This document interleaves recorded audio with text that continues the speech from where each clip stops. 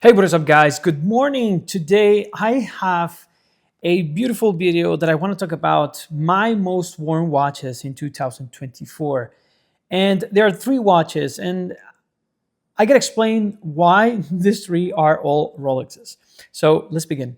Now, my most worn watch, I'm not wearing it right now. I'm wearing my Explorer I, which is an incredible watch, and I really love it. But my most worn watch is the Explorer II.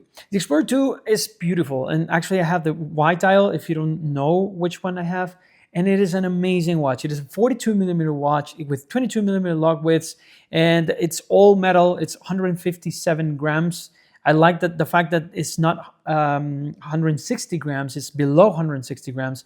Because that is the right spot for the a sports watch in stainless steel. I think that below 160 is the best grams to have on your wrist. And the watch wears nothing like 42 millimeters. I think for my 6.7-inch wrist, the Explorer II is amazing. And hear me out. I think it wears better, actually better than the 40 millimeter vintage one. You're not gonna agree with me, but I had my Explorer II in 40 millimeters, and I have right now the 42 millimeters. And at first, I didn't was too sure about the 42 millimeters because I only had it put it on my wrist when I go and visit the IAD, but not for a long period of time. And when I got the watch, the 42 millimeters, and I start using the watch, I noticed that the watch, it doesn't feel that heavy on the wrist. It doesn't feel that big, and it's very comfortable and super legible. And it is like an HD feature that this watch has because it's really big dial. It's the maxi dial of Rolex. It's beautiful. It's incredible. Very vivid and super legible. The Explorer 2 have something weird, which is it's not a diver's watch, and it's actually a very cool watch to have if you're not a diver watch and if you're not a time only guy. This is a GMT, and I don't use the GMT at all. Not that much. Maybe when I travel to San Antonio, that's it. It's just an amazing watch. It's an amazing watch to wear because being Rolex is one of the less Rolexy Rolex that you can have. I don't know if I'm explaining myself, but it's just, as I said in previous video, it's just more like a Tudor, more than a Rolex. It's an incredible watch that you not recognize if you don't know about watches. People, they don't stare down as much to your wrist instead of like if you have a Submariner or a GMT Master 2. It's just a very versatile watch, not heavy at all, super comfortable, because I don't know if it's the width of the bracelet and the width of the watch that doesn't make this watch feels heavy at all and comfortable. And there's no hotspot whatsoever. You cannot feel the crown or the crown guards on your wrist. And it is super thin, so you can wear it with dressy occasions or with long sleeves. It's just an amazing watch. That is my most worn watch of the year. The Explorer II is my favorite watch. Previously, the Explorer I was my favorite watch. Now, it's my second favorite. I've been, collecting watches for a while, and I've never had a Rolex since recently. I started with vintage Rolex, and then I graduated into the newest iterations. I started with a Submariner no date, which I sold because I couldn't, it wasn't for me. Then I had a OP36, beautiful in blue, and I regret selling that one, but I sold it because I wanted this one, and I don't regret getting the Explorer one.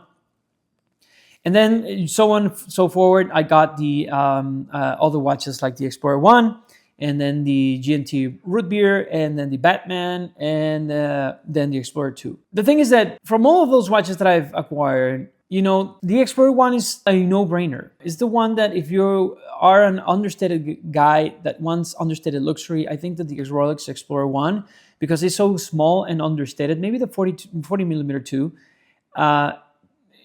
You won't notice on your wrist, and people are not going to notice a black watch on your wrist, 36 millimeters, or 40 millimeters, because it looks such like an other too many watches out there that, you know, nobody's gonna look twice. People that know are going to look at your wrist and say, "Yeah, that's an Explorer One." But the Explorer One in 36 millimeters is just Rolex at its whole glory.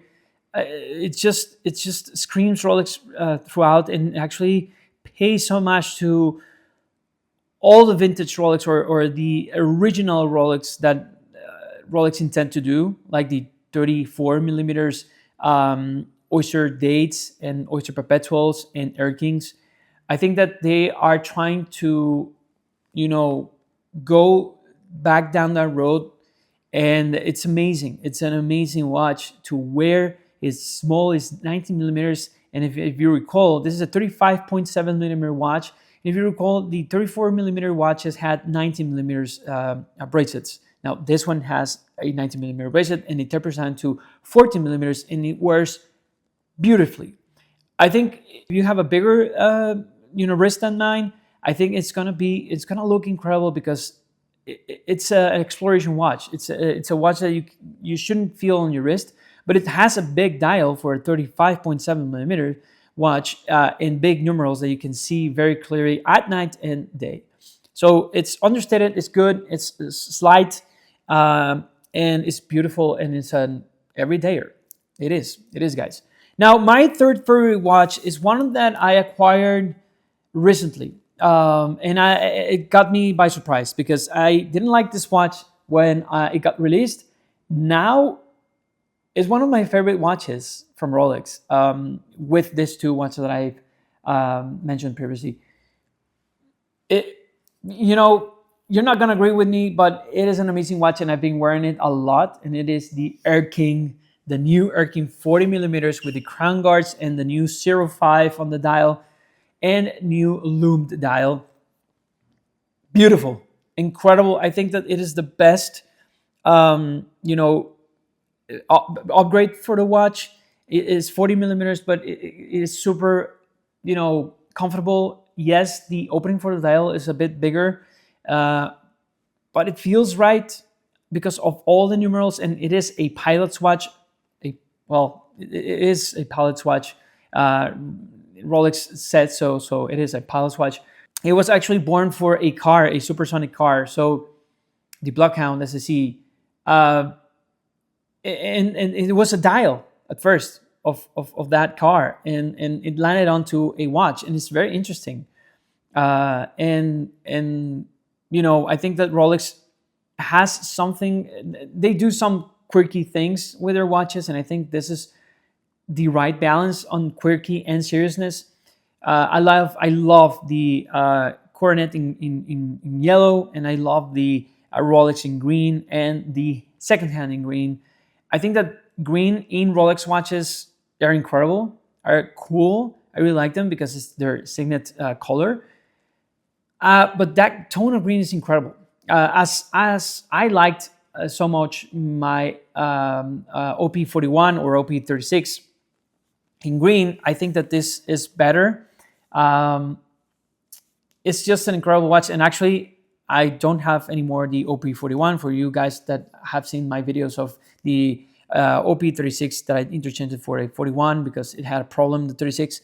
Now the 41 is gone. Now I got the Air-King, and I don't regret one bit. Cool thing about Rolex is that you can buy any Rolex and then you can interchange it for any other Rolex.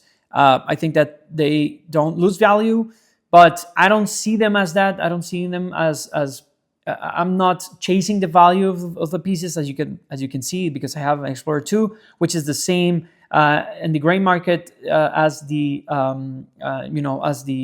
AD retail price. And if you want a Rolex Explorer, you should go for a gray market dealer, because you're gonna get it super easy and at the same price as the AD, or maybe like $500 more than the AD. It's a no-brainer. But yeah, I think that these watches are amazing, and Rolex, you can interchange them for what you want, and that's why I don't fear selling my watch for other Rolex, because I know that I can get another Rolex that I want further in the future. So yeah, guys, let me know in the comments down below, what do you think about my 3 most worn watches, and if you like that these 3 are Rolexes, or maybe I'm an idiot, but I really like that these watches are Rolexes, and I actually didn't see this coming. I don't know how it happened, but it happened. I was a Omega fanboy, and my watches were Omega, Omega, Omega, Tudor, Tudor, Tudor. Now it's 3 Rolexes, 1 Breitling, 1 Cartier, 1 Tudor, which I'm gonna do a update of my state of the collection before the year ends, or maybe when the year starts, 2025. And I'll catch you guys with my watch state of the collection. And let me know if you're interested in the comments down below. Thank you guys for watching. Remember to like and subscribe to this channel. It really, really does help. And Merry Christmas and happy festivities, and Happy New Year. Maybe it's almost New Year, so yeah. Thank you guys for watching. Remember, guys, I am Andy, and I'll be here spending time watching time.